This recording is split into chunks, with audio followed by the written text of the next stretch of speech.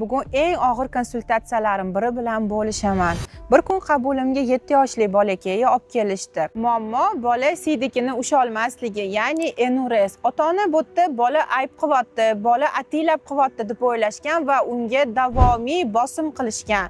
Solishtirishgan, aka-ukalar bilan taqqoslashgan. Sen endi katta bola bo'lding, nega bunaqasan degan mas'uliyatni uni zimmasiga yuklashgan. Buning oqibatida bolani tanasida bosim kuchaygan va ichki zo'riqish oqibatida enurex yuzaga kelgan. Bu mas'uliyat 7 yoshli bolani psixikasiga juda ham og'irlik qilardi. Bu davomiy yillar davomida bo'lgan aybdorlik hissi bolani tanasida qichqiriq bo'lib, ya'ni signal bo'lib yuzaga chiqdi. Menga yordam kerak, meni tushuninglar, menga yordam beringlar kabi holatni namoyon qilayotgan edi. Konsultatsiya davomida biz shuni aniqlab, ota-ona bilan ishlashni boshladik hamkorlikda.